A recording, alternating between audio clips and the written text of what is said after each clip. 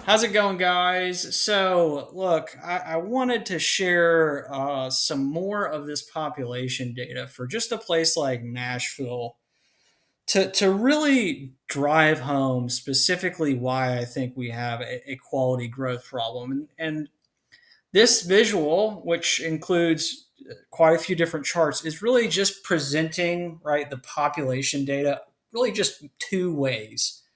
And I may be showing maybe the data as like a level, maybe it's year over year percent, or maybe even as like a share chart, but it's really just, again, measuring the population basically two different ways. So let me just start with this like top third of this visual. So like what we're looking at here is the population for Nashville MSA by 5 year age group. So there's over 2 million people in the area as of 2024.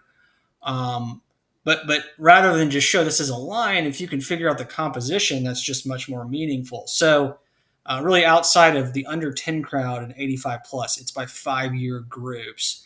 And I've thrown it into three buckets. So under 25 is that blue shading, 25 to 54 is the green shading, and then gray is 55 plus, like the silver tsunami. And the darker respective color shading indicates older age. So it's a progression, right? I hope that makes sense. And obviously that same thing, like year over year. But I can cut, the population data regardless of age by origin. And you're just going to get that much more information in terms of what's driving, the population. And this is regardless of age. So this is for all ages. So this gets back to like some basic definitions that you have to understand when you start cutting the data this way. So, right. I mean, if you were to think about like ethnicity, origin, and like race, right? So basically there are two main like uh, categories in terms of origin, and then from there they break it down by race.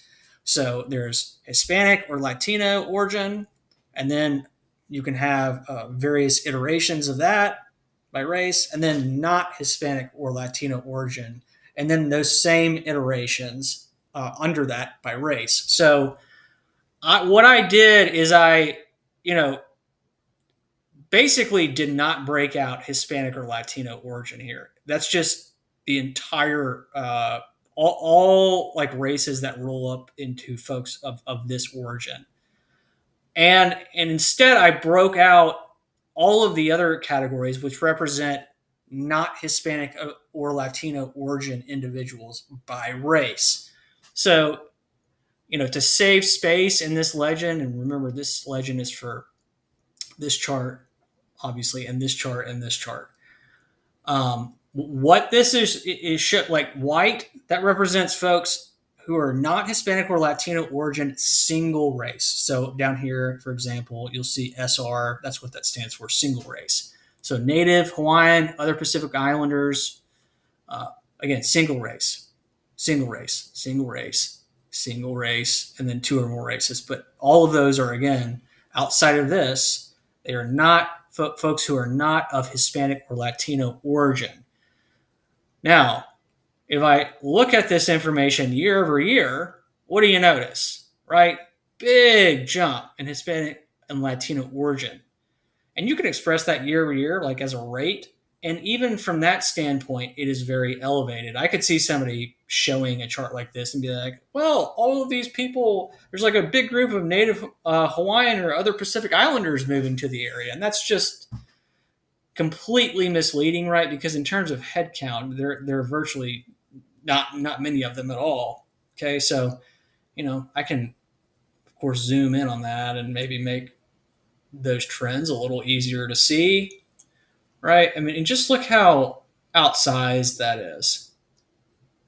Just blows me away. So down below, what I did is I just iterated on this data.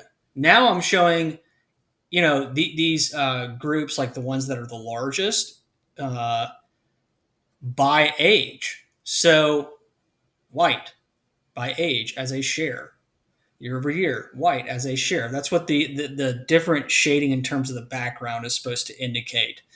So this is kind of like a pewter background, and then yellow background that's going to be Asian, right? Share year over year, black with this gray shading, share year over year, and then Hispanic or Latino origin, which is this kind of clay brownish color, again, share year over year. So, I think as with anything in life, details matter, but this is enough. Like at least when I've looked at this data and I'm going, something is clearly wrong because look, I mean, that's that's like a god candle almost. And when you this candle in 2020, right, for Hispanic or Latino origin, that is just unbelievable, right? It's so large, in fact, that I have to, if I'm just isolating for folks of that origin, I have to zoom in on the data so you can see what the hell is going on in these other years, right? Look at that, is just unbelievable. And of course, all of this coincided with, right? I mean, the most epic face melting liquidity super pump of all time, around COVID when everybody and their mother was pulling loans and permits, and a place like Nashville, they were building just like crazy. Everything was under construction. You couldn't drive like 2 miles down the road wherever you were in town without something just being under construction. And if you've ever looked at some of those construction sites, I mean, who's it going to be biased to? I hate to say it, but you know, you run the risk of seeing what you want to see. But if you were to say, go and look at something like, the household survey of employment, right, in terms of something that like produces the unemployment rate, and you look at that at scale, I mean, remember, that's just a consolidated figure like the unemployment rate. The unemployment rate, they measure every which way. Those iterations go on and on and on, and it has a demographic flavor to it. That survey itself.